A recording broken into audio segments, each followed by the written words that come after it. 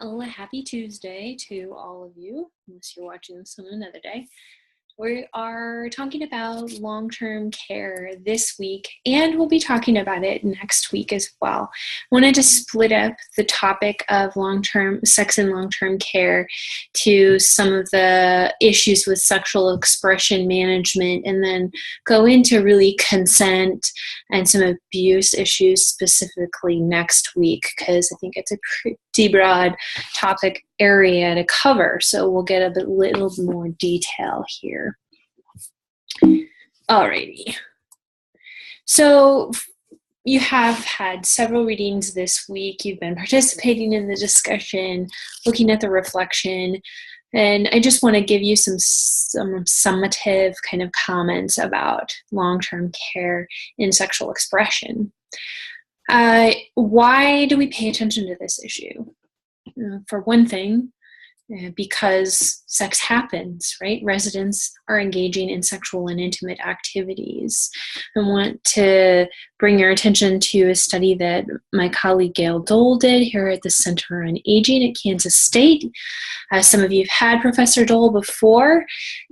What they did was they surveyed nursing homes in the state of Kansas, and they asked them about many different things about sexual expression, but in particular they asked them, what are you noticing in your facilities? Is this type of thing happening or not? And they found that 85% of the facilities reported that they noticed sexual talk happened in their facility at some point. 85% have noticed that some sexual act has happened within their home. 66% noted romantic relationships among residents. 60% reported implied sexual acts, which is sort of that we know it's happening. There are other things that are going on we can see, but we don't know for sure. We didn't catch them in the act. And then 31% reported that there was some allegation of sexual abuse against another resident that didn't come to fruition, that was seen as false when they had gone through the steps of investigating. So that's just one example of a study. There are a few small ones. We don't have great data on this, but we do have a few small studies that have looked at what types of sexual or intimate behaviors are happening within nursing home settings.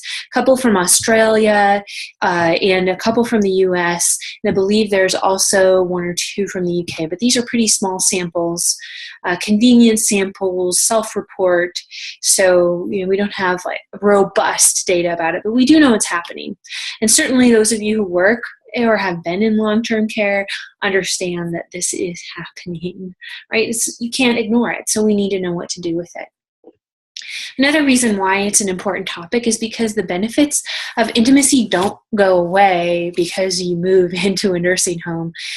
Certainly not assisted living, definitely not CRCs, but not nursing homes either, right? Just because you move out of the privacy of your own home doesn't mean that you shut down sexually or that you don't get the same benefits you would have from intimacy just if you were living privately.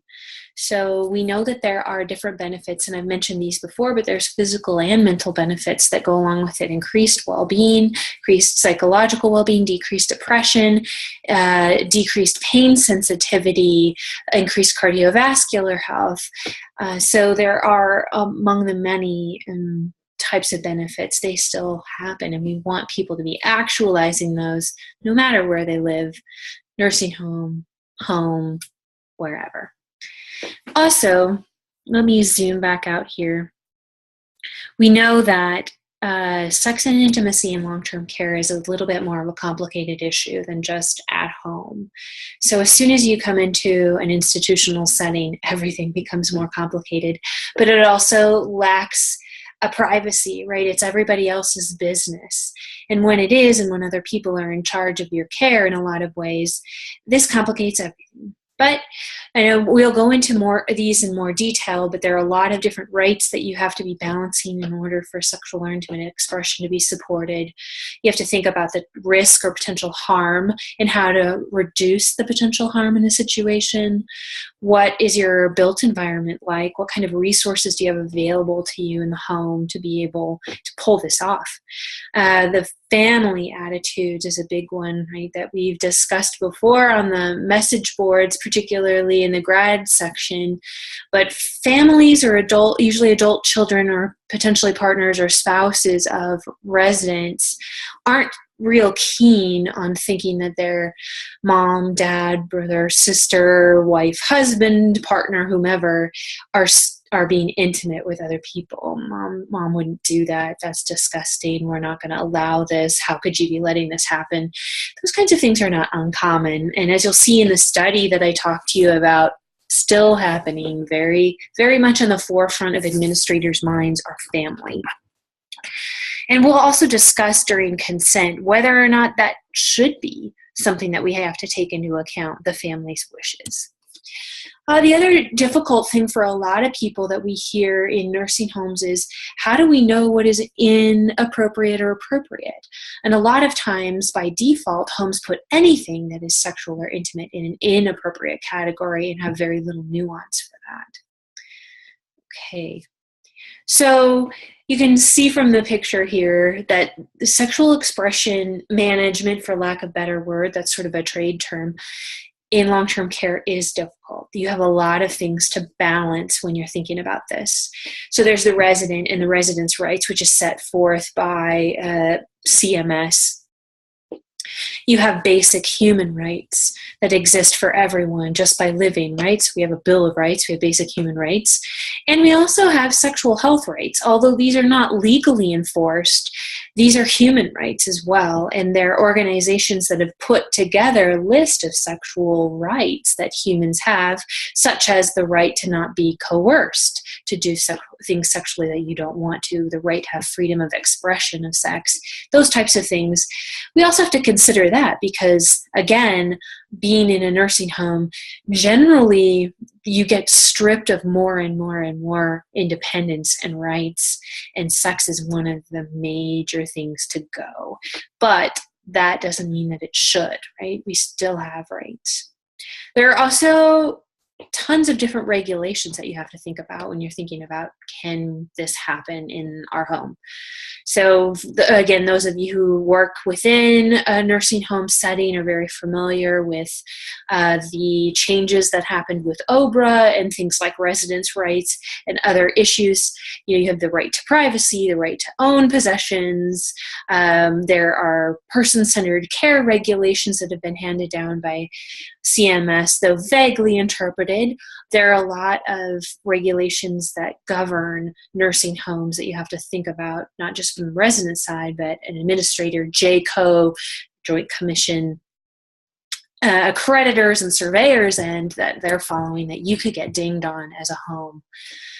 If you're working within a VA setting, there's also federal regulations for community living centers, or CLCs, which they call nursing homes, that have to be followed. There's state regulations that may be relevant to an individual who lives in that state as a resident of a home. They still are a resident of, let's say, Kansas, and laws such as consent laws by state or local laws, city laws, will still have to be taken into consideration, especially in abuse allegations.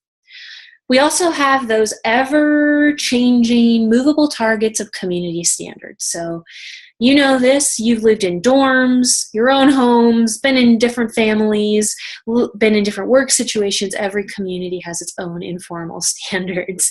Understanding what those are, finding out what those are, following those, and proving that you are following something legit is a very difficult thing to do, but nonetheless they exist, right? So you've walked into a job before where there are already unwritten rules about different things and they should be followed, or you may get dinged.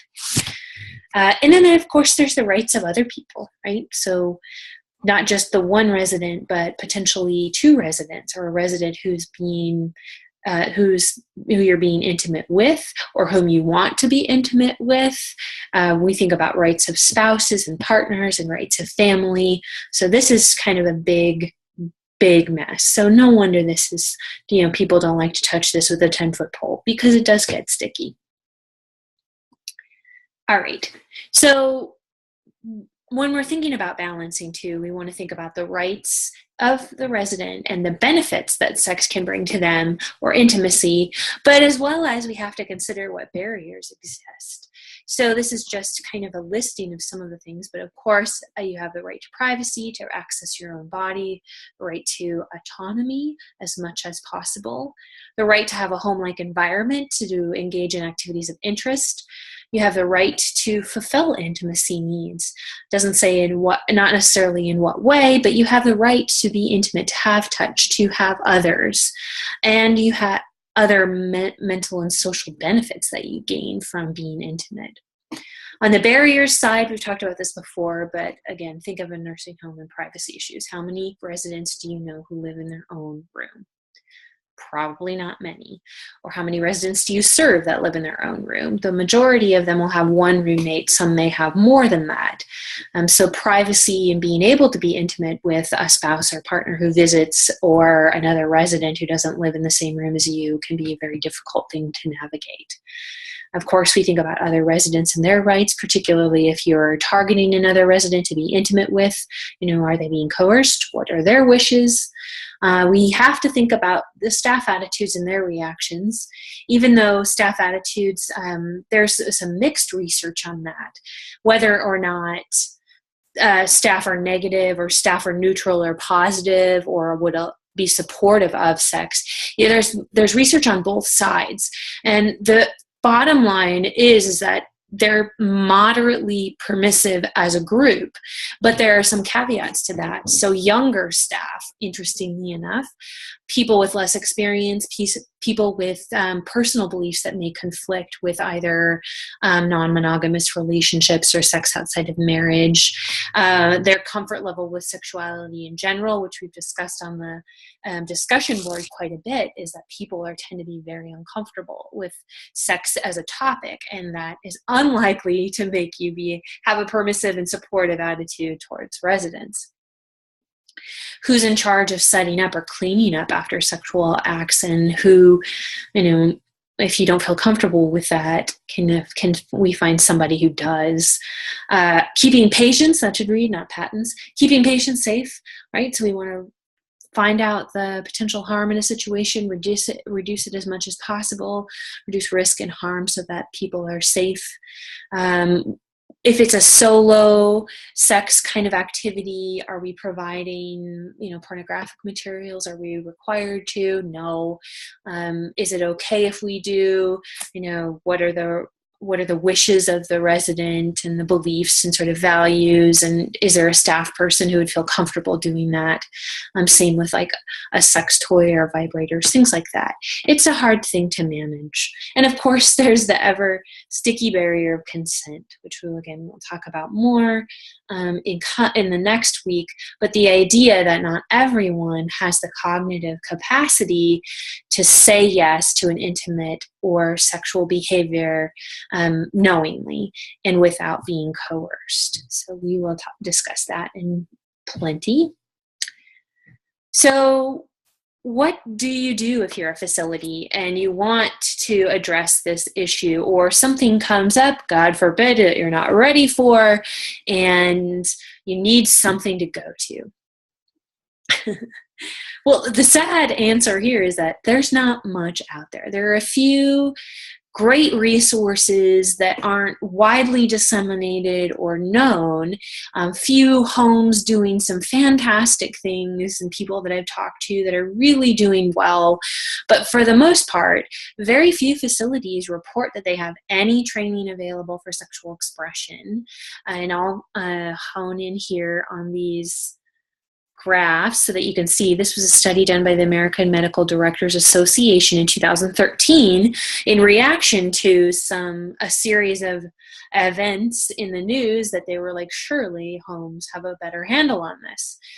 Not the case. So what they found was that only 13.4% of facilities reported having any staff training focusing on intimacy. An alarming 40% were uncertain if they had any training, which is basically a no. And then when we look at if you have any policy on that you can follow when you have these situations come up, 31% say no. Another 45% say they're not sure, or it's in the works, or we're planning on doing something, but only 23% had anything written down.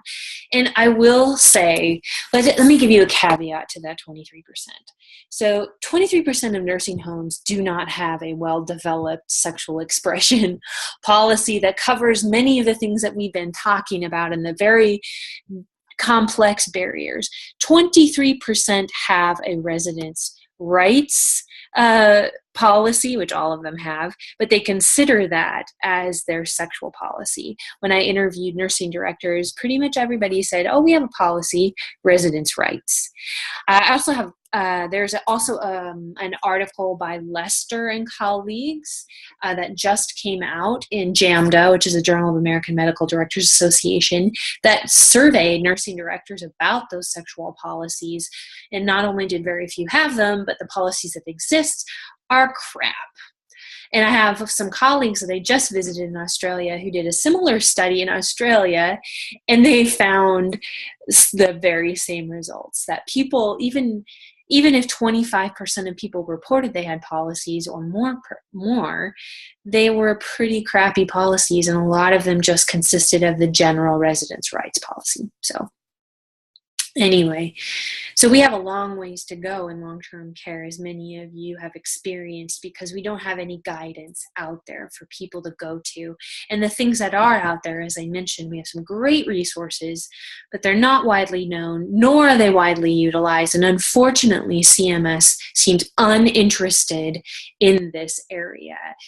Dr. Dole has actually approached them and asked them if they would be interested in developing something with all these resources we have, and they basically just shut her down and said no. In the AMDA study in 2013, they asked directors of nursing also, what would you want? What would be most helpful to you in addressing intimacy and sexuality?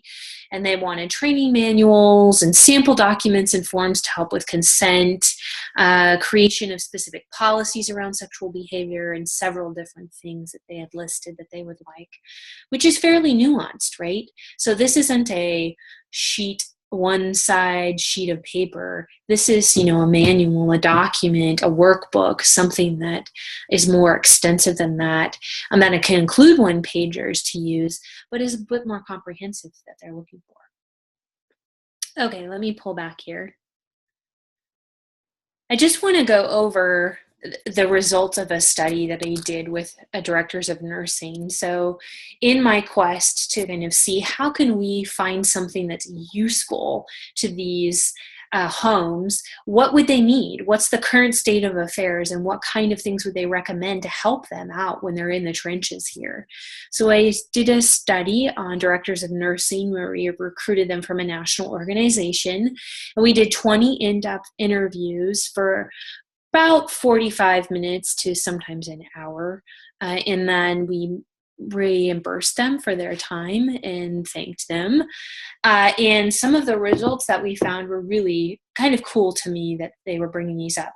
So in the key issues, when we asked them, what's keeping you from having a great sexual and intimate expressions program or supportive environment in your home, and they talked a lot about the environment, just practical things like we don't have space for it, we don't have privacy, the staffing isn't adequate to supervise people who are at more higher risk. The attitudes of some administration and staff certainly was a barrier.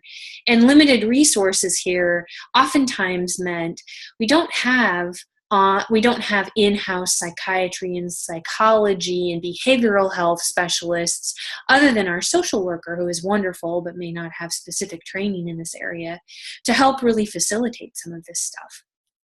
A lot of homes, as you know, as many of you know, don't have on-site mental health experts. That's not to say that social workers aren't experts in mental health. They certainly are, but people who then can have also had training in neuropsych and cognition and things like capacity to be able to make some of those more difficult determinations on site, or go through behavioral plans to help support non-risky sexual or intimate behavior, but keep them from doing potentially more risky behaviors. All right, another issue is family, as we discussed before, determining consent, which we will discuss again next week, but definitely a barrier. Managing complex situations, they said. So what do we do when we think it might be an inappropriate behavior, when we're talking about STIs, when we need staff to provide resources or cleanup or things like that. So those kinds of situations, they were lost. Another barrier that they cited was just not addressing it. So how many of you have worked in facilities or been to a facility where sexuality was addressed right up front in an intake or in the paperwork, or there was a policy that stated this is how we do sexuality here? Probably none of you, unless you're doing it yourself. But that's the case, is that most people don't address this issue at all up front, and they just sort of wait for something to happen and then they're, as one nursing director put it, putting out fires all the time.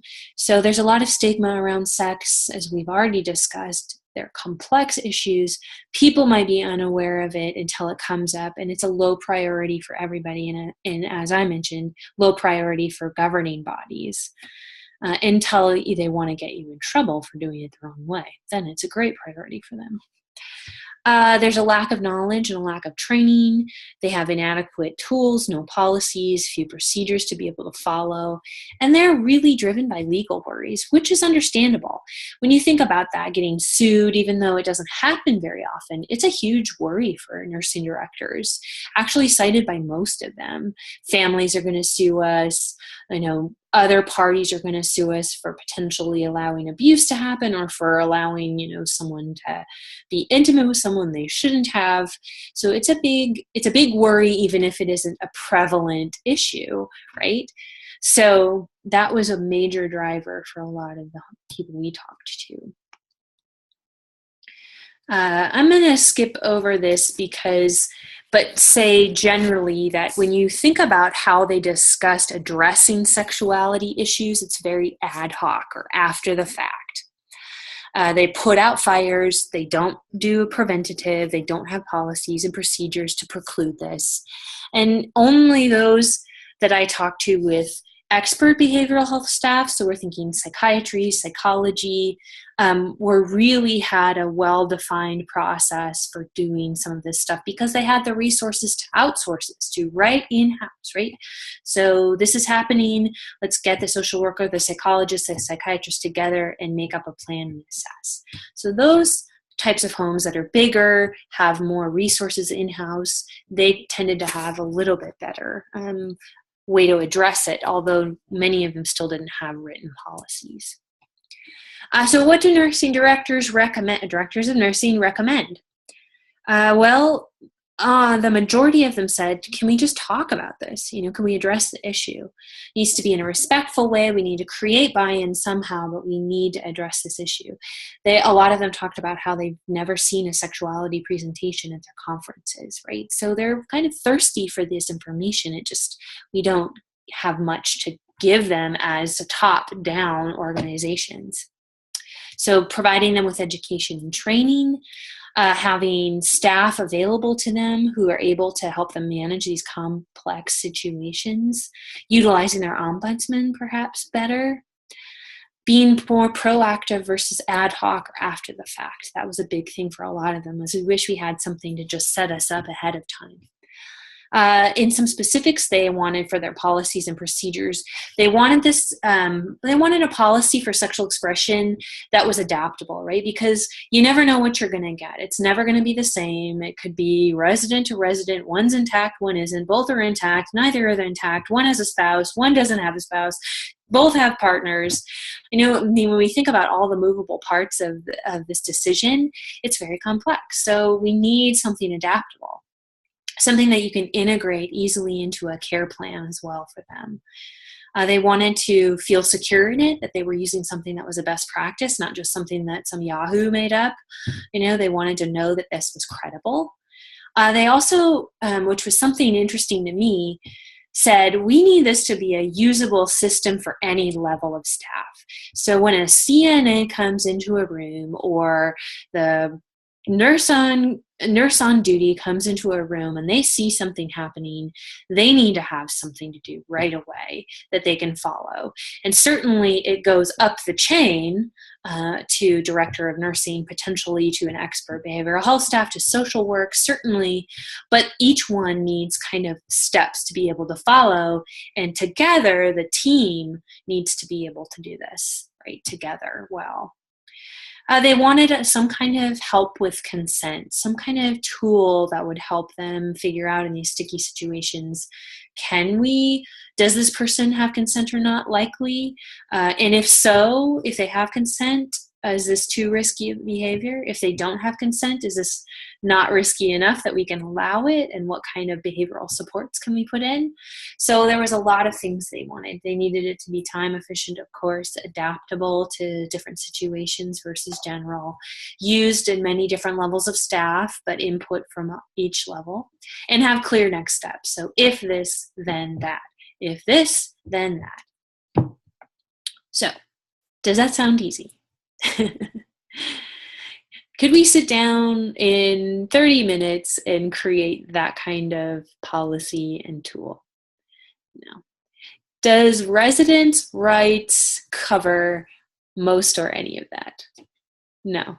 So this is a challenge that we have, but an exciting one, I think, for me, because there's me, there's you guys, there's Dr. Dole, there are several other people working, my colleagues in Australia. We're cracking this nut open, right? So this can happen. We can create a policy, we can create policies, we can use existing resources that we have, like the Hebrew Home at Riverdale has an excellent starting setup for a sexual expression policy. There are other homes doing some great things. We're not starting from ground zero here. We have stuff out there, but we definitely have work to go to make it usable for them and adaptable in these situations. So that's my soapbox for the day. I'll leave you with that into your readings and your reflection, and jump on the ongoing discussion this week. Get in some responses in we're talking about aging myths and realities, both positive and negative stereotypes in that myth area. Get a few in. This is likely going to be one of the last ongoing discussions. And for those of you who are keeping track, we still have one online chat left for those of you who haven't been able to participate in the first two. And for this last one, if you notice on the course outline, it's slated for the last week. So I'm going to be putting together some times for that. We'll probably have 2 separate times for those of you who aren't available at night and are more available during the day, or maybe the early afternoon, and then we'll also probably have a night one. So that one will be your last chance in that last week to participate in an online chat. I'm also going to post a separate video on final projects, so look for that one. But all right, have a good week. Enjoy the sexual expression in long-term care articles and activities, and I'll be seeing you soon.